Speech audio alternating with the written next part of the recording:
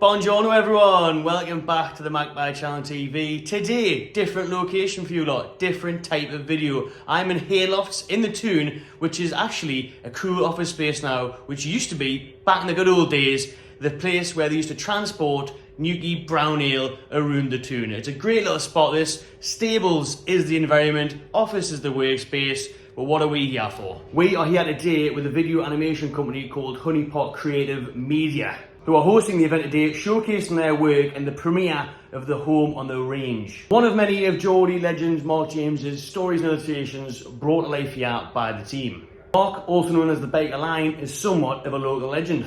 Now in his 80s, Mark didn't learn to write until his late 40s and has humorous short stories about his life brought back to life by Honeypop. Today I'm here to catch up with Mark, his son Sean and Gavin, who owns this place, to find out more about the story and about Honeypop Creative Media. Right then, Gavin, tell me about your company and what today is all about. Thanks, Matty. Thanks very much for joining us today. It's going to be a really exciting one. My company's called Honeypop Creative. We're a film and animation company based in Newcastle. We've been running as a team for about, let me do the sums, 17 years now. Wow. So the guys that I work with have been working with me for a lot of years. Today's about two things. It's about a really interesting animation project, which is called Home on the Range. Mark and Sean James. Mark James is the Byker Lion. He's 85 years old, and it's one of the stories that he wrote about growing up in the 1950s in Newcastle, in Byker. So that's part of the day. The other part is talking about Your Video Story, which is a service that we've started to add to try and capture some of those all-important stories that get lost. You know, we've got maybe older relatives or we've got friends and family members who have had interesting lives. They don't have to be famous. They maybe have just had interesting lives. But at some point, the stories don't get captured. They don't get recorded in any way. And sadly, we lose them. And when we do, the stories go with them. So Mark, being 85, was a great opportunity to chat to Mark about his life.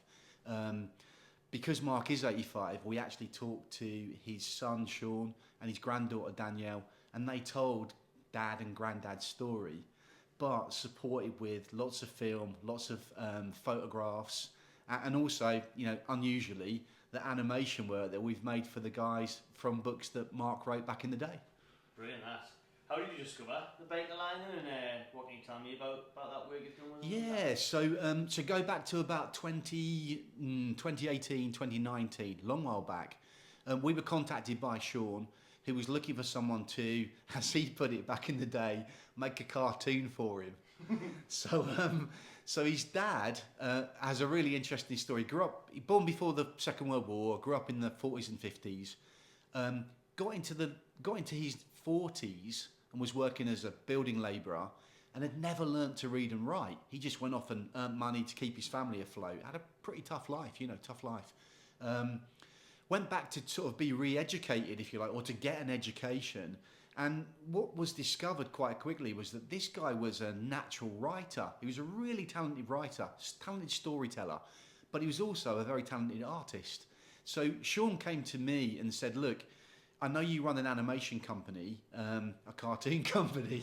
Could you possibly convert one of my dad's stories from the book with a few illustrations into an animation? And that's what we did. The first story is called The Byker Lion. It was released in 2019. Huge success, really interesting, great story. And subsequently, 2 more Byker Lion stories were told. And then recently, Sean came back and said, look, we've got another one. And this one is called Home on the Range. And the easiest way to describe Home on the Range is imagine Byker, old Byker, 1950s, reimagined as the Wild West. It's really cool. It's a great story. Right then, Mark, how proud are you to see your short stories presented on the big screen?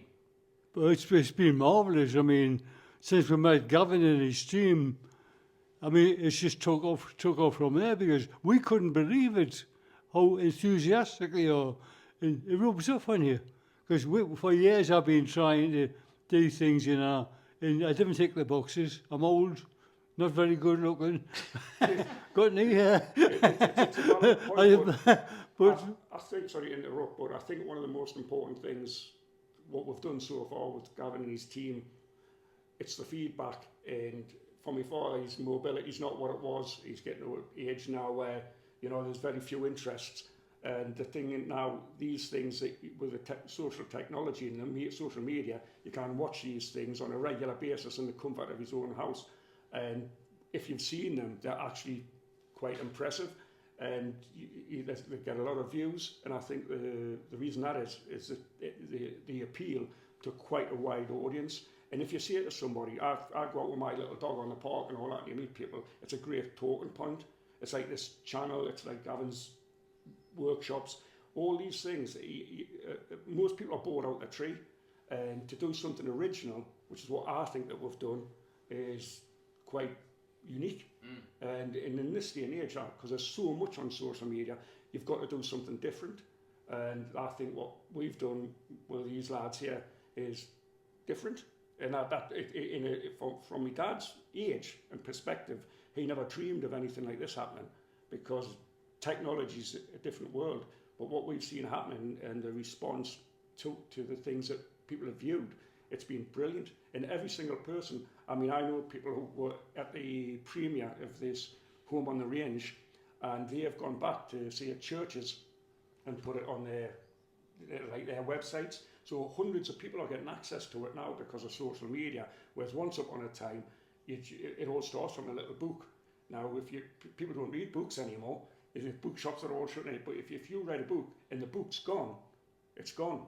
It's like a photograph. And what we've got now, you've got these stories that people in I think society in general is now, it's a quick fix, and it's so short and sweet, 10 minutes, rather than sitting reading a book that would take 2, 3, 4 weeks, depending on your reading skills. And I just think that's what's happened. So you've captured a part of history, for want of a better word.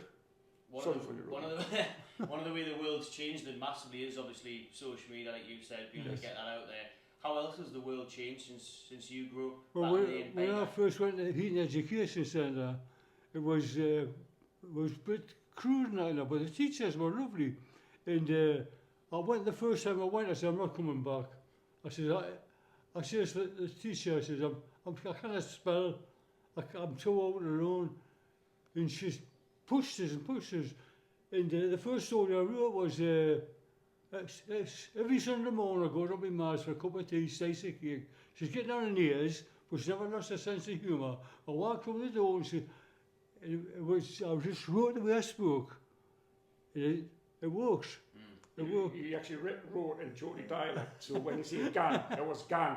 And what the hard thing about this was, to move on a little bit, he won a few competitions, and adult education was a massive thing at the time. And eventually he got interviewed by Lorraine Kelly on Breakfast TV, which is on the Honeypop Creative YVS, Your Video Stories. And we've actually found the VHS cassette of me dad being interviewed by Lorraine Kelly and Carol Vorderman made a programme called Some Chance, and Gavin's team digitised them, and that's actually on the Honeypop Creative website. It's worth watching just to look at them walking up Shearers Road with his vest on. You know what I mean? It's actually in Lorraine Kelly she looks about 14, 15 years old. I mean, this is 30 years ago, and so as a result of writing in his Geordie dialect, we got in touch with a publishing company called Author House, and they had just got a program that could translate hard copy documents and read dialect. And so, because they said because the way it was written, they couldn't transpose it online, and so it was incredible, the story behind it. But that's where the books came from. From the books, we eventually got in touch with the 3 Motion lads and said, "Would you think this would work as a cartoon?" And that was Gavin's company, 3 Motions, before Honeypop Creative. And we went down and met Gavin and a couple of his colleagues, and they just said, "Yeah, give it to us." And they really just transposed it from a hardback raw book and a few of my dad's illustrations, and so there's now 4 cartoons available. And I'd say, I'm not being biased, I think they're really entertaining. They're great. You see, so yourself. You know, so was that Lorraine Kelly interview, mate. I've seen the clip of it. We'll definitely put that in the video description. So It is. But when you say it to somebody, you got interviewed by Lorraine Kelly 30 years ago, and whatever. But fund this VHS cassette, gave it to Gavin, and he took it to a guy down at Blackfriars, and they digitised it. And there's also my dad, who's years ahead of his time, with all due respect. He interviewed his mother when she was 75, 30 odd years ago, and it was a little cassette, and they took it down there, and again, that's part of the interview. You see a little snippet of his mother when she came home from, she was at work at 14 years of age, and she comes home to find her mother dead, and she had to bring up all her siblings. Now, you think we've got it hard in the hardship that they went through, but my dad's, it's a fascinating interview, and I'd recommend anybody to listen to it. It's lengthy, but by goodness, it just makes you realise how lucky we are to be in the world that we're living. And all people do seem to complain, and that's a fact. And they've never had it easier. Really. Sean, how proud are you of your dad and his achievements? Then he's well, I've been very, very fortunate. I've had quite a good job, and I left work just one day, believe it or not, before lockdown, and we had a lot of time to spend with my father, and we used to sit in the garden with a can of beer or a little tot of whiskey discussing things to do during lockdown. Bought out a tree, and that's when we started to develop a few of these cartoons. I'm proud of them because, you know, it's a great story, and you could just sit and these things could just be in a box in the loft, and you could just leave it at that. The stories were great, and you could just say, yeah, whatever. But, you know, it's given us something to do. I think the product that what they've given with is definitely worth watching. But it's not just that. For me, personally, it's my dad's legacy. He's now got these things digitised that would have just been lost. It's like looking at an old photograph. If you look at an old photograph and you lose that photograph, it's gone. And that's what would have happened with these stories. They would have just been gone. But now, you can't, they'll be there forever. As you well know, even this Magpie channel, people watch it. It's like we used to buy newspapers, but nobody buys it. You go on a channel, you see something different. This is the news to people, and it becomes almost addictive. Well, I know you look at them and you watch it and you say, well, what's happened today? You've got to find something to report on a regular basis to keep your subscribers entertained. So that's, in a way, I've been trying to find something to keep my father entertained for the last 4 years, and that's why we've done all these little things. Well, I'm not really, but I think so. But it's just, there've been little stories, and it's kept him going, and certainly been stimulating for me. And we've met some brilliant people through it.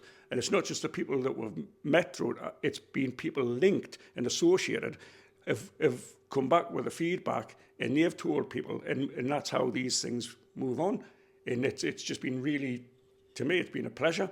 And I think I've been very lucky to have the stuff that we've had to work with and to meet a company as enthusiastic as Gavin at Honeypop Creative. I'm not plugging him there, by the way, it's a fact. And just meeting people like yourself, it's been brilliant. Yeah, well, the main thing, making people laugh, you know, because the way the world's gone here, everything's doom and gloom. It's nuts. It's not doom and gloom, man. You've got to laugh at when you fall. We used to fall down and get up laughing. You know the fall down, the stay there and start crying.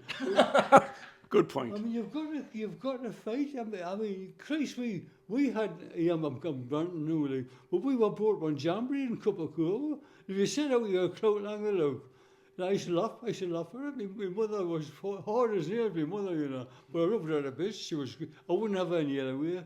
I wouldn't have changed a thing. But my life has been great. Makes you what you are, doesn't it? Exactly. I wouldn't want to be anybody else. I think that's a class message. Good point. I think that's a brilliant message to finish on. Absolutely. Nice one. Thanks very much. Thank you. Cheers.